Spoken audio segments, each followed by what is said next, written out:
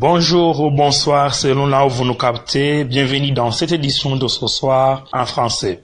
Le quartier Nyamugari de la zone Gitega, commune Gitega, province Gitega est menacé des écroulements et des fissilations. Cette fissilation se remarque à l'endroit communément appelé Agiswahili entre la 4e et la 5e avenue. La population résidentielle de ce quartier dit avoir beaucoup de peur et de panique car les vies sont en danger étant donné que ces écroulements et fissilations passent par la fondation de les maisons. L'administrateur de la commune Gitega nous a manqué pour des explications à ce cas. L'Andono à Kayanza en commune Matongo où la circulation routière a été paralysée dans l'avant-midi de ce mercredi à cause d'une montagne qui s'est écroulée dans la route suite à des pluviométries exponentielles qui s'est manifestée à Kayanza dans ces derniers jours. Mais la situation a été normale dans l'après-midi de cette même journée. Les articles 66 et 61 du décret portant code de l'eau du 26 mars 2012 n'est pas respecté dans presque tous les quartiers de la mairie de Bujumbura. Ces articles stipulent que des eaux usées domestiques et notamment des eaux ménagères, des cuisines, des eaux de vannes ainsi que des affluents de fosses septiques ne peuvent pas en aucun cas être déversés dans la canalisation ou des égouts servant l'évacuation des eaux pluviales ou encore directement dans les cours d'eau ou les lacs. Tels sont les propos de l'association Ensemble pour la protection de l'environnement, ACP en sigle, une ONG qui milite pour la sauvegarde de l'environnement. L'ACP trouve qu'il reste encore du temps pour que cet article soit respecté. En plus, elle demande des sanctions sévères pour les administratifs à la base, ne voulant pas le mettre en application car ils ont été sensibilisés des terres. Certains pesticides utilisés dans l'agriculture sont non sélectifs et dégradent l'environnement dans son ensemble. Tels sont les propos de la population de la zone Rukaramu, commune Mutimbuzi, province Bujumbura, après avoir trouvé des pours mortes à cause des insecticides qu'elles ont bu destinés aux champs de riz. Selon le spécialiste en pesticides et environnementaliste Omer Bukuru, il dit que les doutes sont bien fondés. Clôturons son journal par la COP25. Des jours restent pour clôturer